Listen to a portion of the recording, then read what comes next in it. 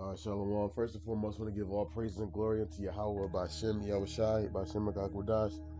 Double honors to the apostles, the elders of GMS rule well. Peace, salutations, like I came on the four corners, preaching truth and sincerity. Peace be unto you. Shalom. This lesson is titled is Abomination. Specifically, there's plenty of things that are an abomination, but I want to talk about the specifically the lifestyle that is an abomination. The lifestyle. I think you should know where I'm going with this.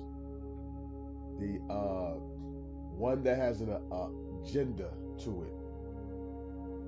Y'all know where I'm going with this. Why is it that you go on YouTube and you talk about the Bible, about how being a Mo is bad? You'll get clipped for hate speech. No, it's one thing I can say the word bundle of sticks, all stuff like that. Okay, a person can say that that's hate speech because I'm using so-called cuss words or whatever. So, you know, there is some type of a standard in Babylon that, you know, cuss words, but you don't even have to say the word, the F word, the bundle of sticks words. You can simply just say the truth about the Bible concerning this lifestyle, and you can get a strike on your channel. So I'm treading lightly on this. That's why I'm naming it what it's we're titling it what I'm titling it. I might tweak it at the end, maybe Abomination and something else in the title. But it is what should I say? It is it's taboo to speak about that. But it's okay to talk about the Hebrew Israelites, that all other types of stuff. Matter of fact, you can accuse Hebrew Israelites of being that themselves, but we can't talk about Moses.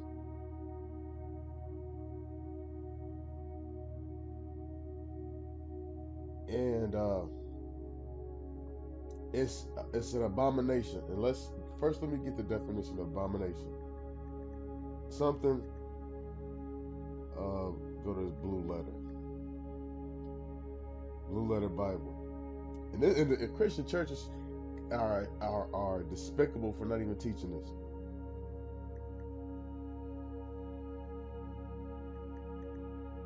All right. The word for abomination. This is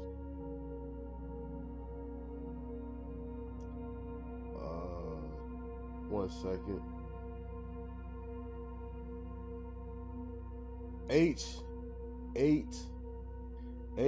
Strong's H8441. All right, it says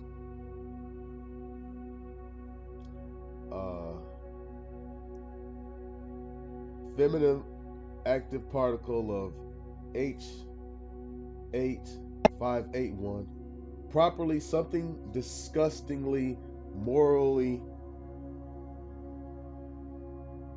i.e. as noun, and abhorrence, especially idolatry, or concretely an idol, abominable, custom thing, abomination. Hide outline of biblical usage. A disgusting thing, abomination, abominable. In the ritual sense of unclean food, idols, mixed marriages, and ethical sense of wickedness. So they didn't say it outright, but if it's an abomination, it's disgusting. Do you see what God calls that? Disgusting. Now, It's not simple. First, we could just stop there. That is disgusting. We could just stop there. That is disgusting. But let's talk about all of the aspects of being in this particular lifestyle.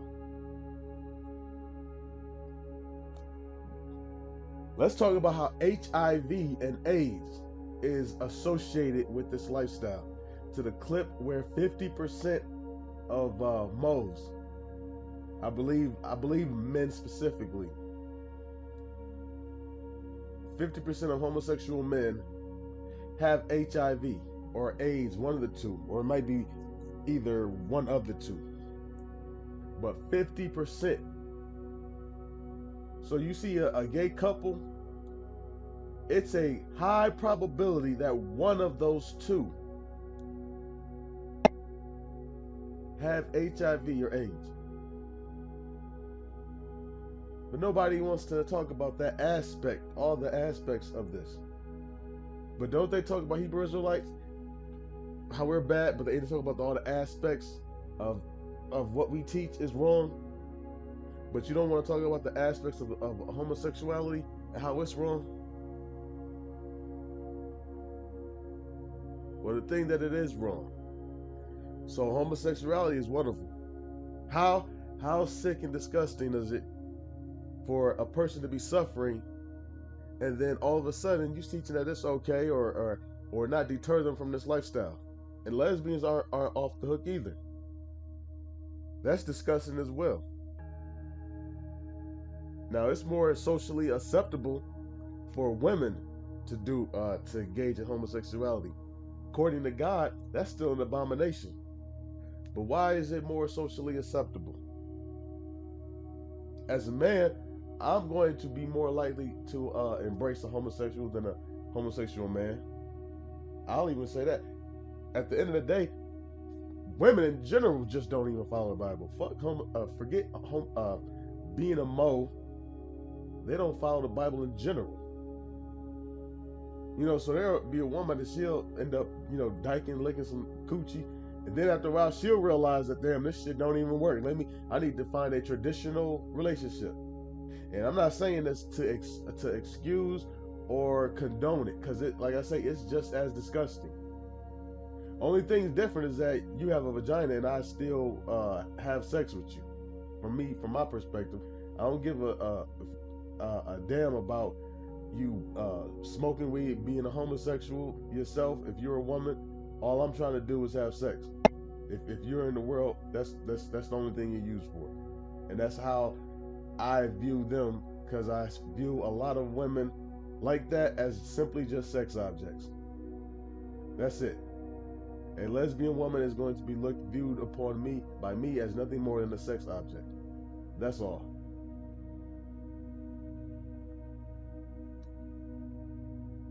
That's beside the point. But lesbians, what's the main thing that they do? They lick coochie. You realize how many women who are into bisexuality, but actually have sex with men still? A lot of these women don't even be straight lesbians. They be actually bi. They have sex with men. You'll have straight whole women who are prostitutes. A lot of sex workers are gay.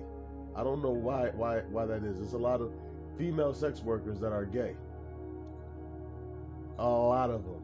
There's a lot of gays in general, but there'll be women who have OnlyFans and they're sluts, and they'll go home to a butch lesbian wife, or she'll be a prostitute and she'll go home to a lesbian lover. And you all going raw every time you have sex, eating her out, because they're not using protection when they're licking each other's coochies. And what's also associated with this lifestyle is hypersexuality. Yeah, let's talk about it. They talk about Hebrew Israelites, and they associate us with hating women. They associate us with what do they say that? They associate us with hating women, uh, misogyny, yelling at white people all the day. But let's associate homosexuality with what it is associated. Social isolation. Let's talk about it. Social isolation. Here it is. You are involved in this lifestyle. Let's say if it's a woman with a woman. Now, traditionally, it's a man and a woman in a relationship. All right?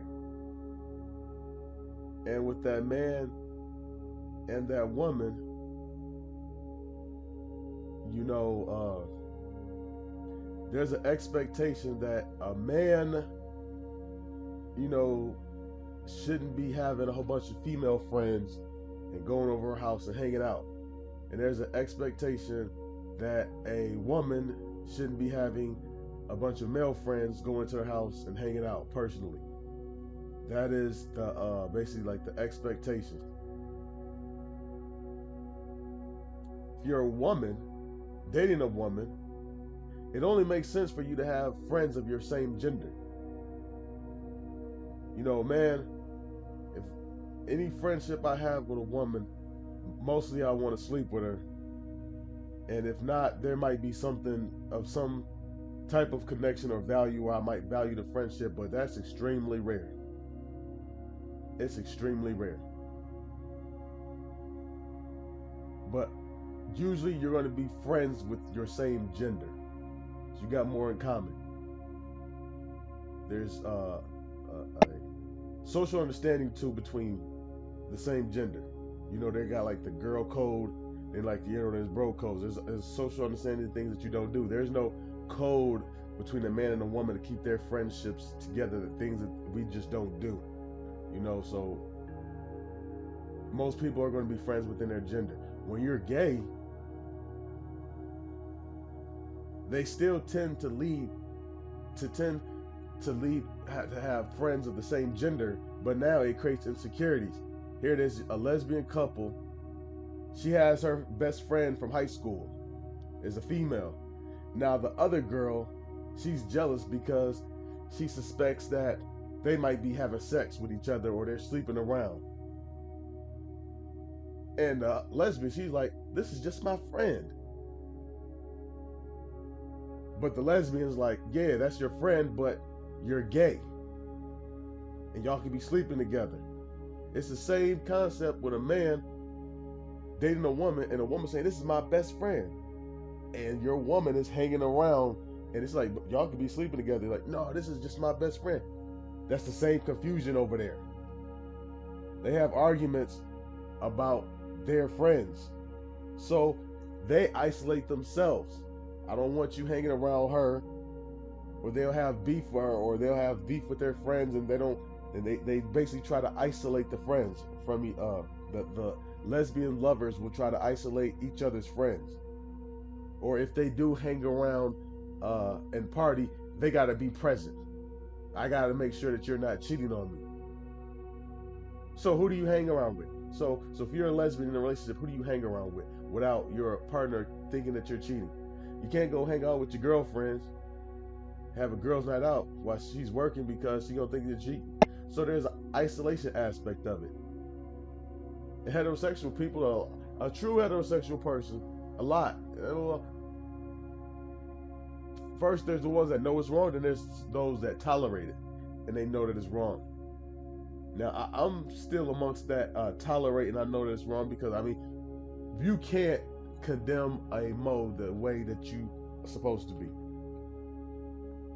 You just can't. You can't condemn a mode the way that you're supposed to condemn a mode. So there has to be a level of tolerating to it. And a lot of them know that they are being tolerated and they're not being liked and not being accepted. A lot of moles know if they were to get married, not to send invitations to everybody and expect everybody to come to their wedding. They know that. They're not getting most lesbians that, and I don't even, to be honest, I don't even know of any lesbian relationships of black lesbian relationship where they have just a big, extravagant wedding. But the LGBT community is so close, why can't you just have a whole bunch of other fellow gays come to it? Just be a big gay wedding and a whole bunch of gays inviting each other. You don't even see that. You don't. Why? Because it's not traditional. It's not of God.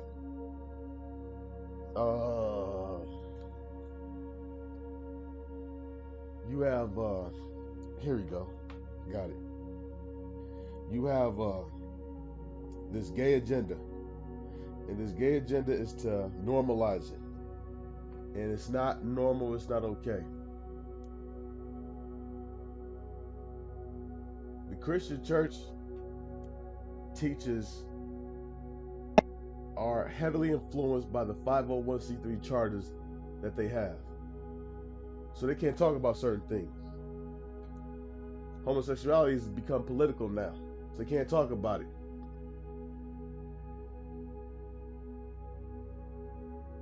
You have, there's a lot of people, they advocate for it. They'll have rainbow flags outside of their church.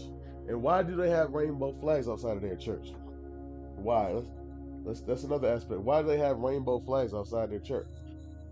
It's to let everybody know that we accept homosexuality. Because why do they feel the need to tell homosexuals that we accept you? Because a lot of homosexuals know that they're still tolerated, even by other homosexuals. A lot of homosexuals, a lot of studs don't even be friends with other studs. Yeah, you have some friends, some studs that they're friends with each other, but a stud meet another stud or two studs in a job, a lot of times you don't see them interacting with each other at all. I noticed that. It's almost like this is competition amongst each other. You got gay men and sissies. That's not of God. That's another aspect that comes with it. Cross-dressing. A transvestite,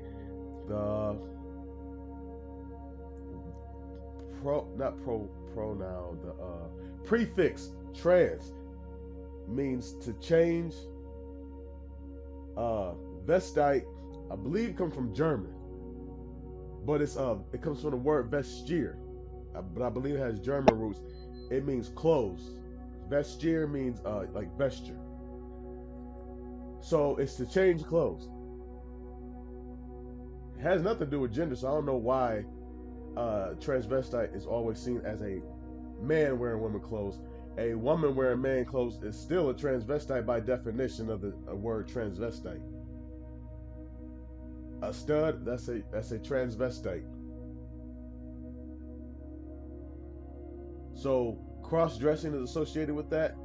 And guess what's also? A lot of these studs, the job opportunities that they get are male opportunity, and they aren't the high-skilled paying men jobs.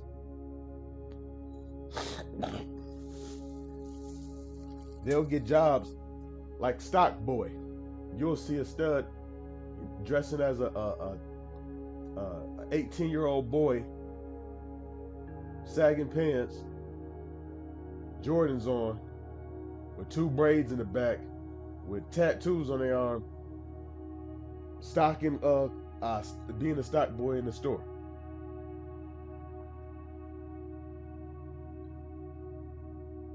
That's also associated with the lifestyle. You're a man. Now, you want to be a man? Well, bitch, you're going to get treated like a man. You take the trash out. A lot of studs, they be feeling some type of way in their lesbian relationships because the feminine lesbian be expecting them to take upon male masculine roles, like take the trash out and move the refrigerator and stuff like that. And she was like, I have periods too, I bleed too, you know, I'm not a woman. I mean, I'm not a man. They be having those type of arguments and discussions like that and be feeling just like that. And what do you see? A lot of times Later in life, they change and they become feminine, and then they get married. And that's what they're supposed to do. The, the natural use of a woman is to have children. And let me grab that. This is Romans 1 and 26. Romans 1 and 26. I'll start with 25. Who changed the truth of God into a lie and worship the creator more than the creature more than the creator, who is blessed forever. Amen. For this cause God gave them up unto vile affections, for even their women did change the natural use into that which is against nature. What's against nature? Sleeping with other women. And likewise also the men, leaving the natural use of the woman, burned in their lust one toward another, men with men, working that which is unseemly, and receiving in themselves that recompense of their error which was meet. So, leaving the use of women, however, they're burning their own lust, they still are horny, and they're sleeping with each other. Now, the Christian church, they also teaches, oh, that's the Old Testament, that's Old Testament. Well, this is right here, this is something that's in the New Testament. So they feel cut. They feel cut. Why isn't that being read in the churches? Well, you know why? There is this Edomite who was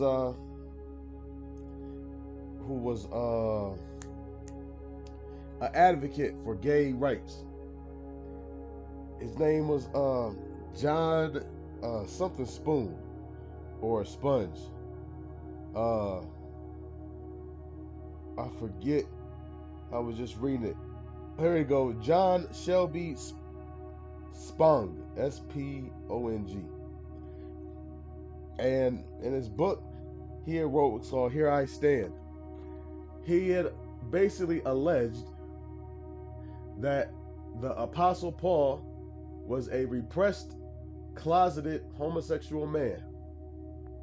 And that's why his teachings of Christianity condemning homosexuality was in there. And basically, it's basically the word of man. And he's just a repressed homosexual. That's why he talked about not sleeping with women. He was just a celibate, repressed homosexual.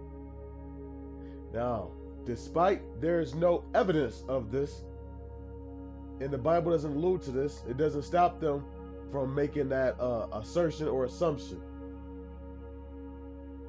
And the reason why you're saying this is because of your feelings. You know how you are because you're a repressed homosexual, and you're projecting your thoughts on the Apostle Paul, and then you see this with other people. A man doesn't have a woman. He chooses to be a eunuch. The speculation of him being gay, you'll have people that say that, or speculate that of that man being a homosexual. And a lot of times it's homosexuals themselves, because they're so hypersexual that they think, well, you got to be having sex with someone, or have to have some desire to have sex with something. So if they aren't visibly having sex with the opposite gender, they got to be having a closeted relationship with the same gender. Because a person, it's impossible for a person to be celibate and a eunuch and just not wanting to deal with the headache with a woman. That's impossible. They got to be a closeted gay person. And you see a lot of times moles accuse other people, specifically men, of being gay, being on the down low. You hate women. I find that ironic, and that you talk about homosexuality or something like that, or about lesbians, and they accuse you of hating women. So basically you're saying that if a person is a homosexual, that hating women is associated with homosexuality if you're making that accusation. So let's talk about that. Another aspect, hating women. That is. You talk about GMS hate women. Let's talk about who really hates women. Homosexuals. Homosexual men hate women. They'll be friends with women because they're envious and jealous of them, and they're using women for a social status. A woman is more likely to be acceptable of that lifestyle than a man, so they gravitate towards that. But meanwhile, this Mo wants to take that woman's man if she is a heterosexual. She's trying to give her tips about how to spot a down low man and stuff like this, how to keep a man and stuff like this. And that woman will be friends with that Mo, and they'll have a friendship. Meanwhile, this Mo don't give two F's about her. I've seen fights where women and men and a gay man is fighting, and nobody steps in to defend the woman. They're just watching a man beat on a woman. I know y'all done seen some of them where this homosexual man is windmill smacking and hitting a woman, and there'll be men around. They ain't nobody saying, "Hey, that's a female." They just letting her fight.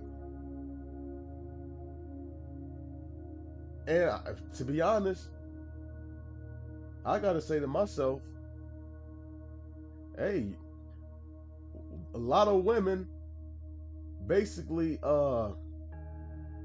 help to spearhead this agenda that they're just gay, they're just like us. So you fighting with a woman to be fighting with a homosexual man, y'all had to have some type of relationship with each other. Because then what's the one thing that happens when they get mad? They call them gay when they get mad at each other. Here it is, then they might get to the fighting. As far as I'm concerned, hey, y'all, handle y'all business. They ain't got shit to do with me. Because remember, hey, you done convinced him that he is a woman. So he feels that he can hit on women. Those are the real women haters. Homosexuality divides families as well. Let's talk about that aspect. You simply standing up, because there'll be sometimes families that'll say, "Oh, nothing's wrong with it." Then you have some people that stand up, and then they'll against you. Who are you to judge? God can only judge, and stuff like that. Nah, the scripture says, John 7:24, judge righteously. Person is judged righteously when they come out with this Bible. That's how you judge righteously. I can judge if I judge righteously, and nothing's wrong with that. It's an abomination. Get over yourselves. Proverbs, I think 13 and 18, I want to say. Or 8 and 13, I believe. That sounds more like it. I know some 13 is in there. Proverbs, I'm pretty sure it's 8:13. Yep. The fear of Yahweh is to hate evil, pride, and arrogancy, and the evil way and the forward mouth do I hate. So what is evil? Homosexuality is evil. And it's also associated with pride. That gay pride just ain't just a singing. Homosexuals are very prideful because they're already being faced with the reality that it's wrong. So now they feel the need to justify themselves or to take a bold stance to deter one from even telling them that they're wrong. So they'll be proud, yep, sure am gay. Yep, you'll see that. You'll see them flaunt their homosexuality. And now guess what? Now, fast forward to 2020s, you got Satan twerking on, a man twerking on Satan, Lil Nas X. They creep in by being like, I think if I'm not mistaken, I believe he came across as, like singing at kids as a heterosexual man. And then he slowly started to dive into being gay and this twerking on Satan. And then they had a video of him, I think, in LA or somewhere where he was, I think, naked in a diaper or underwear, and basically he was just off his rocker. And then somebody was recording him. That's your homosexual lifestyle that you condemn, you not condemn, you celebrate so much. I could go further on this, and I might make a part 2. But until now, I want to give all praise and glory unto Yahweh, Bashem, Yahweh Shai, Bashem Akakudash. Double honors to the elders, GMS Ruel. Peace, salutations, and shalom.